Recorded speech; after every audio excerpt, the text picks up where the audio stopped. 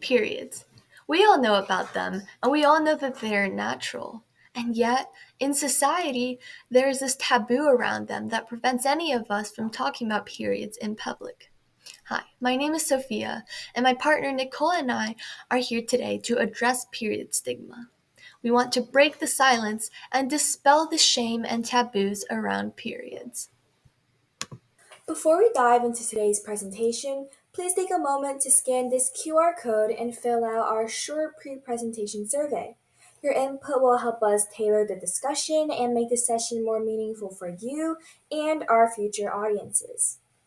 Let's begin with some perspective on the scale of menstruation worldwide. Dr. Jen Gunter, pictured above, shared this powerful statistic in a TED Talk. Quote, at any given moment, roughly 800 million people worldwide are menstruating. In a typical population, about 26% of reproductive age individuals will be on their period at any given time. Quote. This just highlights how widespread and normal menstruation is. Yet, despite being such a common experience, period stigma continues to affect millions globally.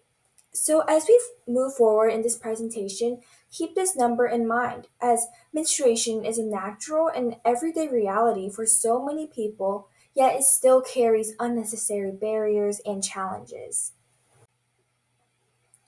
So, now you may be wondering, what exactly is period stigma? Period stigma is the discrimination faced by people who menstruate, and this includes many different forms.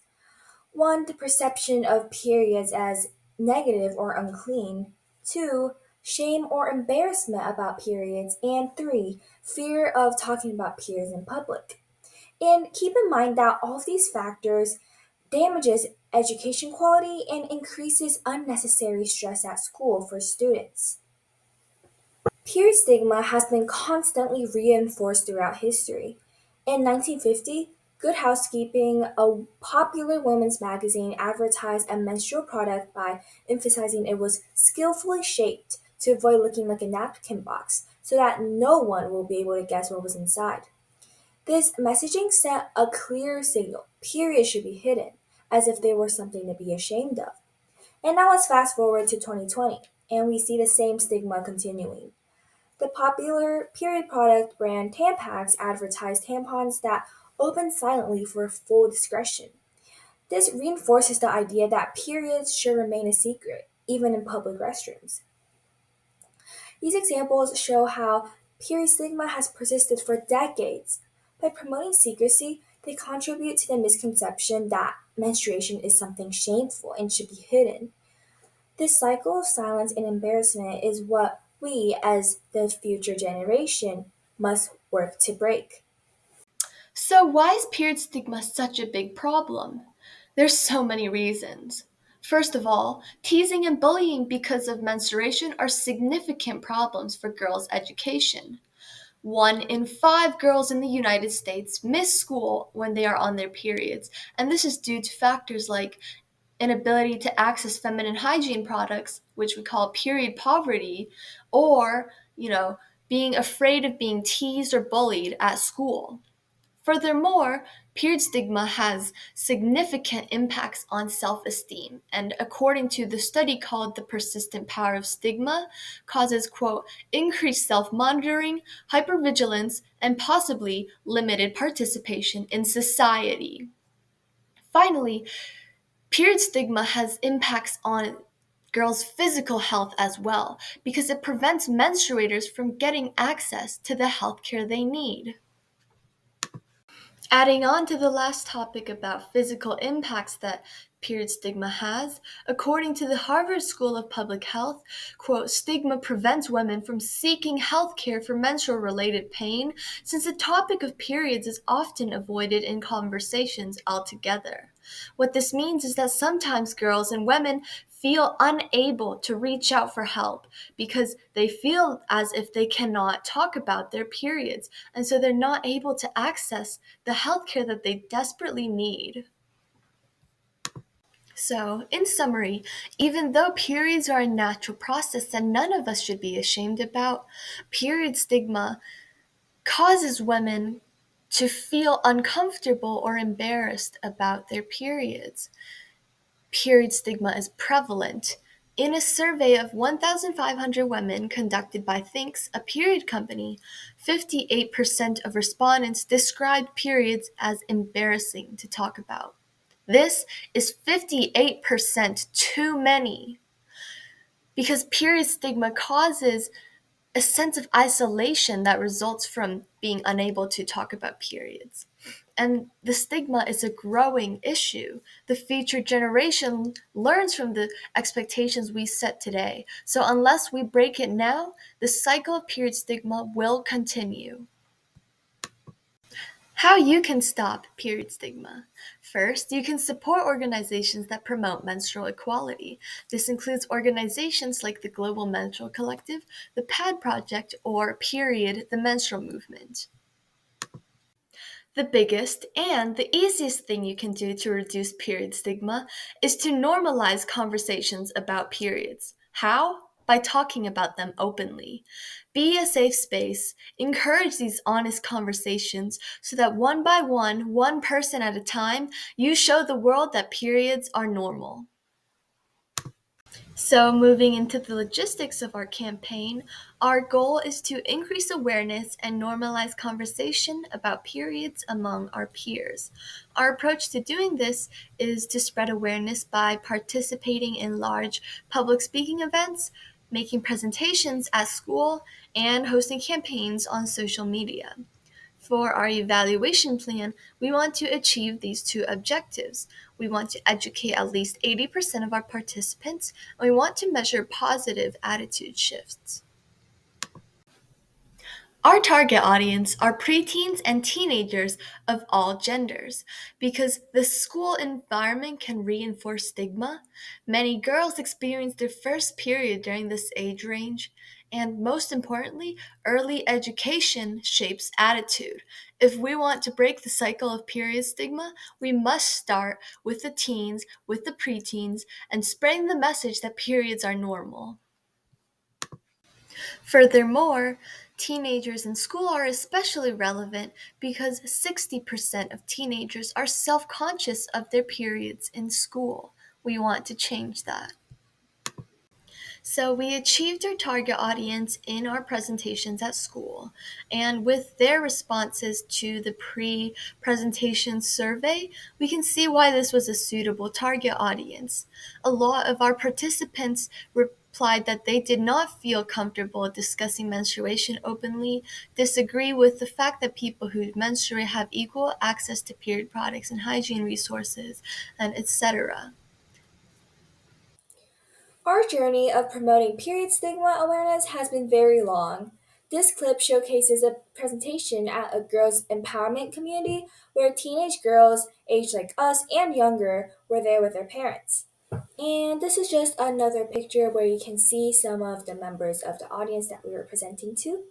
We also conducted presentations at our own school with our own peers. Another presentation we did was this incredible opportunity to present alongside other female ambassadors in the Seattle SIF Cinema Egyptian.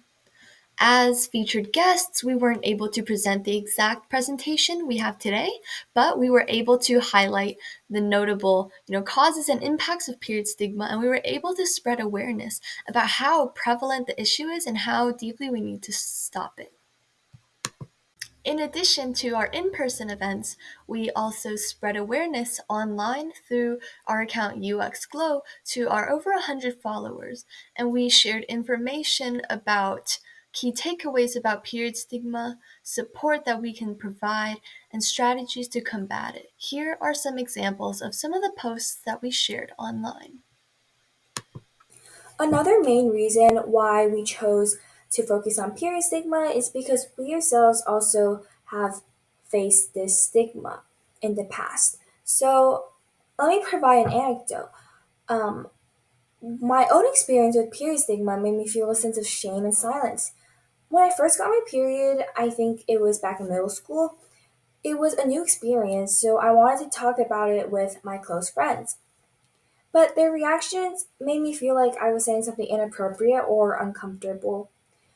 For example, when I would bring something up about the current state of my flow or um, my cramps, they would look at me weird, say that it was weird and TMI, too much information.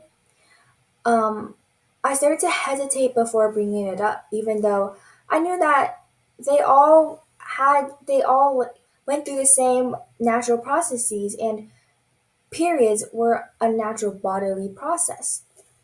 But looking back, I realized that the silence isn't just a personal experience, it's something that millions of girls like me are experiencing daily.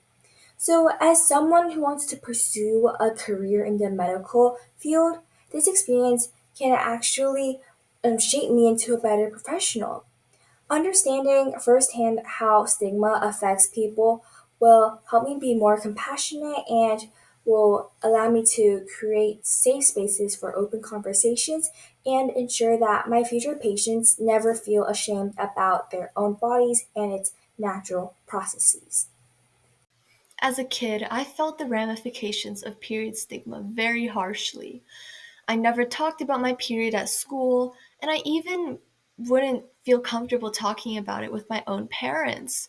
So, launching this project was actually a really big step for me and is an experience I'm really grateful for because the understanding and the compassion I've learned through tackling my own stigma has given me this new perspective that will support me as a healthcare professional in the future because I want to take these lessons I've learned about being compassionate, about being open minded, and apply it to create a safe space for all of my patients in the future. So now that you've learned a little bit more about period stigma, what it is, and why it's so important to combat it, please take a moment to fill out this completely anonymous post survey. Now that we've gathered responses from both our pre survey and our post survey, let's take a look at the results. The results I'm sharing right now are actually data from audience members of our previous presentations, but thank you so much for taking the time to fill out the surveys today because your data will be added to the current existing data that we have now present in the presentation. So we asked participants if they ever witnessed or experienced period stigma, and here are their responses. Quote, when girls talked about having their periods, guys said it was weird. I think it's weird when people talk about getting their periods. It makes me feel uncomfortable. My friends call or look at me awkward when I talk about getting my period. These responses, again, show how period stigma still exists in everyday conversations. And it was just really significant for us when we were analyzing the results because we think it's really impactful to see how prevalent period stigma is in our very own communities and around us. So on the right, we have a word cloud from another survey question. What words come to mind when you think of menstruation? Words like weird, scary, uncomfortable, and gross, all words with negative connotations, appeared frequently, reflecting the negative perceptions surrounding periods that people had before our presentation. Now compare those pre-survey results to these post-survey results. After watching our presentation, all of our participants agreed that they feel more comfortable discussing menstruation openly and they better understand how period stigma affects mental health and well-being. Furthermore, after watching our presentation, our audience is more likely to talk openly about periods and menstrual health. They're more likely to support someone who is experiencing period stigma and are also more likely to advocate for better menstrual education and access to period products. And so, with these results from our evaluation, we can deem our presentation as successful for conveying the impacts of period stigma. Here's our works cited. This is page 2 of our works cited, page 3 of our works cited, and our last page of works cited. Thank you all so much for listening to our presentation about period stigma today.